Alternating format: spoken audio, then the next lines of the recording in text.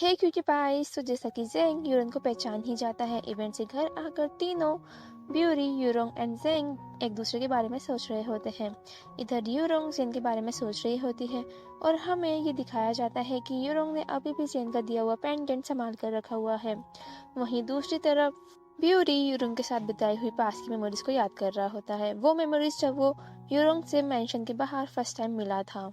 और तभी हमें ये बताया जाता है कि ब्यूरी बिजिन के कमांडर का ग्रैंडसन है। और वहीं इधर जेंग यूरन के बारे में सोच रहा होता है और हमें ये दिखाया जाता है कि यूरन का दिया हुआ हैंकी जेन ने अभी भी संभाल कर रखा हुआ है। इधर सीन नेक्स्ट डे पर शिफ्ट होता है, जहां पर जेंग अपने असिस्टेंट यांग जिंग से ब्यूरी के पास के बारे में पता लगाने को कहता है। वहीं यांग जिंग जेन को बताता है कि ब्यूरी बीजिंग सिटी के कमांडर लॉर्ड वेई का ग्रैंडसन है और अभी कुछ ही दिनों पहले यूरोंग एंड ब्यूरी की शादी हुई है। लेकिन ये सुनकर जेंग शॉक में बोलता है, लेकिन क्या? यहाँ यांजिंग आगे बताता है कि वैसे तो वो एक कपल है, लेकिन वो सबको यही बताते हैं कि वो दोनों भाई बहन हैं। और आगे हमें पता चलता है कि यूरोन एंड ब्यूरी की ऑफिशियली मैरिज नहीं हुई है, क्योंकि यूरोन शादी के दिन घर से भाग गई थी और ये सब एक फेक मैरिज है। इधर ब्यूरी यूरोन को क्लास के बाद कॉलेज में पिकअप करने के लिए जाता है। जब वो घर के लिए जा रहे होते हैं तभी उन्हें गेट पर जेंग मिल जाता है। जेंग यूरोन को उसके साथ लंच करने का ऑफर देता है। यहीं ब्यूरी जेंग से बोलता है कि देखो, अब तुम यूरोन को और ज्यादा परेशान मत करो। यहाँ जेंग बोलता है कि यूरोन अब कोई छोटी बच्ची नहीं है और उसे पूरा अधिकार है कि वो किसी को भी फ्रीली होकर अपना फ्रेंड बना सकती है। यहाँ यूरोन जेंग से बोलती है कि हाँ, तुम सही बोल रहे हो, मुझे पूरा अधिकार है फ्रेंड्स बनाने का, लेकिन मुझे तुमसे फ्रेंडशिप करने में कोई इंटरेस्ट नहीं है। ये कहकर ब्यूरी एंड यूरोंग वहाँ से चले जाते हैं। इधर जेंग रास्ते में जाते वक्त यूरोन की बातों को सोच रहा होता है, जिसने कहा था कि मुझे तुमसे फ्रेंडशिप करने में कोई इंटरेस्ट नहीं है। और ये सोचने के चक्कर में जेंग का छोटा सा एक्सीडेंट हो जाता है और उससे हाथ में छोटी सी चोट भी लग जाती है। वहीं इधर शाम को ब्यूरी एंड यूरोंग डिनर कर रहे होते हैं, जहाँ यूरोंग ब्यूरी को बताती है कि अब उसे पियांग हॉस्पिटल में as a medical student internship करनी होगी और इस बात को लेकर यूरोंग बहुत ज़्यादा खुश होती है। वहीं वो दोनों नेक्स्ट डे बॉय के साथ हाही रिवर पर फायरवर्क्स देखने जाने का प्लान बनाते हैं। वहीं इधर जाओ जेंग के मना करने के बावजूद भी बीजिंग से तांजिन जेंग के घर आ जाती है। वहीं जाओ नेक्स्ट डे जेंग से शॉपिंग करने के लिए कहती है। जेंग पहले तो मना कर देता है कि उसे कल कुछ काम है और वो नहीं आ सकता, लेकिन फिर बाद में जाने के लिए रेडी हो जाता है। वहीं इधर नेक्स्ट डे यूरोन इन्फॉर्मेशन टेक्स्ट जाती है, ये पूछने के लिए कि जो उसने न्यूज़पेपर में नोटिस दिया था उससे किसी की कुछ इन्फॉर्मेशन मिली क्या। लेकिन वो इन्फॉर्मेशन रेस वाले मना कर देते हैं कि उन्हें अभी तक कोई इन्फॉर्मेशन नहीं मिली और अगर कुछ इन्फॉर्मेशन मिलती है तो वो यूरोन को बता देंगे और यूरोन को अब बार बार यहाँ आने की ज़रूरत नहीं है। वहीं इधर यूरोंग इन्फॉर्मेशन डेस्क से घर जा रही होती है, तभी उसे एक ग्लव्स की शॉप दिखती है। यूरोंग जेन के लिए ग्लव्स लेने का सोचती है और पेमेंट कर रही होती है। इधर वहीं जेंग और जाओ उसी एरिया में शॉपिंग करने के लिए आए हुए होते हैं। वहीं जेंग उसे कुछ काम है ऐसा कहकर वहाँ से चला जाता है। इधर जाओ भी घूमती घूमती उसी ग्लव्स वाली शॉप में पहुंच जाती है जहाँ पर यूरोंग गई थी और उसे भी वही ग्लव्स पसंद आते हैं जो यूरोन को पसंद आए थे। लेकिन शॉपकीपर के पास उस ग्लव्स का एक ही पेयर ही बचा था जो उसने यूरोन को दे दिया था और यूरोन पेमेंट कर रही होती है। वहीं जाओ ज़्यादा पेमेंट देकर उन ग्लव्स को खरीदने की बात करती है और फिर दोनों में बहस छिड़ जाती है। तभी वहाँ जेन आ जाता है और वो यूरोन की साइड लेते हुए यूरोन को वो ग्लव्स दे देता है। वहीं जेन यूरोन से बोलता है कि बाय द वे, ये ग्लव्स तुमने क्या तुम्हारे रोमियो के लिए लिए हैं? लेकिन यूरोन जेन को कोई जवाब नहीं देती और वहाँ से चली जाती है। इधर सीन नेक्स्ट मॉर्निंग पर शिफ्ट होता है, जहाँ ब्यूरी उसी घर की जो देखभाल करते थे मिस्टर टोंग उनसे कहता है यूरोन के लिए एक रिंग लाने के लिए। ब्यूरी के जाने के बाद टोंग झूठ मूठ का बहाना बनाकर यूरोन को रिंग लेने जाने के लिए कन्विंस करने की सोचता है। टोंग यूरोन से बोलता है कि उन्हें उनकी वाइफ के लिए एक रिंग चाहिए, तो क्या यूरोंग चली जाएगी उनके साथ रिंग खरीदने के लिए। यूरोंग जाने के लिए रेडी हो जाती है। वहीं यूरोंग एंड टोंग रिंग खरीद कर घर आते हैं, जहाँ ब्यूरी उन दोनों का वेट कर रहा होता है। यूरोंग उसे स्टडी करनी है ऐसा कहकर रूम में चली जाती है। वहीं टोंग ब्यूरी को वो रिंग दे देता है। इधर इवनिंग में ब्यूरी, यूरोंग एंड बोई हाई रिवर पर जाते हैं फायरवर्क्स देखने के लिए, जहाँ फायरवर्क्स स्टार्ट होने में थोड़ा टाइम था। तो वो तीनों वहाँ लगी हुई स्टॉल से कुछ खाने का सोचते हैं, क्योंकि इन तीनों को बहुत ज़्यादा भूख लगी हुई थी। जहाँ ब्यूरी मंकीज लेने के लिए जाने लगता है। इधर बोई एंड यूरोंग दूसरी स्टोर पर लाइन में लग रही होती है, जहाँ बोई झूठ मूठ का ड्रामा करने लगती है कि उसकी एंकल में स्पेन आ गया और बोई झूठ बोलकर यूरोन को पास वाली शॉप पर वार्म प्लास चलाने को बोलती है। और अब बेचारी यूरोन भी क्या करती है, वो जाने के लिए रेडी हो जाती है। इधर बोई यूरोन को वहीं छोड़कर ब्यूरी के पीछे चली जाती है। ब्यूरी यूरोन के बारे में पूछता है कि यूरोन कहाँ है।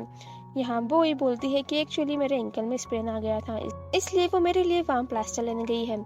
यहाँ ब्यूरी बोई से पूछता है कि यूरोन किस साइड गई है, तो बोई ब्यूरी को जानबूझकर गलत डायरेक्शन बता देती है क्योंकि वो ब्यूरी के साथ टाइम स्पेंड करना चाहती थी।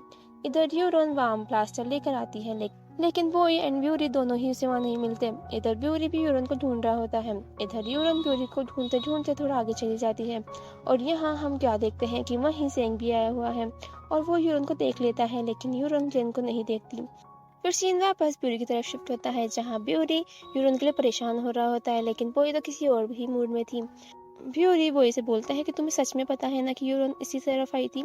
यहाँ बोई बोलती है कि यार तुम भी क्या बस यूरोन का नाम लिए जा रहे हो, तुम मुझ पर तो ध्यान ही नहीं दे रहे। और यहीं बोई ब्यूरी को प्रपोज कर देती है, लेकिन ब्यूरी बोई का प्रपोजल एक्सेप्ट नहीं करता क्योंकि उसकी पहले से ही फियोंसे थी और वो ये बात बोई को बताने वाला होता है कि उसकी फियोंसे और कोई नहीं बल्कि यूरोन ही है। लेकिन इससे पहले वो बताता बोई वहाँ से नाराज होकर चली जाती है। इधर यूरोन ब्यूरी को ढूंढते ढूंढते एक सुनसान जगह पर चली जाती है, जहाँ एक लड़की की चिल्लाने की आवाज़ आ रही होती है। वो चेक करती है कि ये आवाज़ कहाँ से आ रही है, तब वो देखती है कि एक लड़का एक लड़के के साथ मिसबिहेव कर रहा है। जब यूरोन उस लड़की को बचाने के लिए जाती है तो वो लड़का उस लड़की को छोड़ यूरोन के साथ मिसबिहेव करने लग जाता है और तभी यूरोन को चोट भी लग जाती है हाथ में। लेकिन इतने में ही वहाँ ज़ेंग आ जाता है और यूरोन को बचा लेता है और उस लड़की को बहुत मारता है, जिससे डर कर वो वहाँ से भाग जाता है। और फिर दोनों उस लड़की को हॉस्पिटल ले जाते हैं, जहाँ हॉस्पिटल में डॉक्टर उन्हें बताता है कि उस लड़की की हेल्थ अब ठीक है। वहीं हॉस्पिटल की बालकनी में यूरोंग ज़ेंग से बोलती है कि मैंने तो कभी एक्सपेक्ट भी नहीं किया था कि तुम लोगों की जान भी बचाते हो। वहीं ज़ेंग यूरोंग से बोलता है तो फिर मुझे तो लगता है कि मैं तुम्हारे रोमियो से ज़्यादा स्ट्रॉन्ग हूँ, तो क्या तुम मुझे अपना रोमियो बनाना चाहोगी। यहाँ यूरोंग बोलती है कि तुम ये क्या नॉनसेंस बातें कर रहे हो। तभी ज़ेंग यूरोंग के हाथ में वो चोट देखता है जो उसे लगी थी। ज़ेंग यूरोन के दिए हुए हैंकी से ही यूरोन को बैंडेज करने लग जाता है।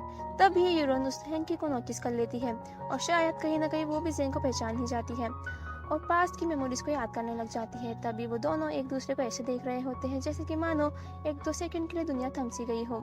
वहीं ये सब देख ज़ेंग तो बहुत ज़्यादा एक्साइटेड हो जाता है और एक्साइटेड में यूरोन को किस करने लग जाता है। वहीं हम देखते हैं कि कोई चुपके से उन दोनों की फोटो खींच रहा है। यूरोंग ज़ेंग से कुछ कहे बिना ही वहाँ से चली जाती है। इधर से उस रिपोर्टर को पकड़ लेता है जिसने उन दोनों की पिक्चर खींची थी। यूरोन के जाने के बाद ब्यूरी हॉस्पिटल में आता है, जहाँ उसे लगता है कि यूरोन का एक्सीडेंट हो गया है। लेकिन जब वो सिस्टर से पूछता है कि यूरोन के बारे में, तो सिस्टर बोलती है कि यूरोन को कुछ नहीं हुआ है, वो तो उस लड़की को लेकर आई थी और अब वो घर चली गई है। ये सुनकर ब्यूरी हॉस्पिटल से चला जाता है।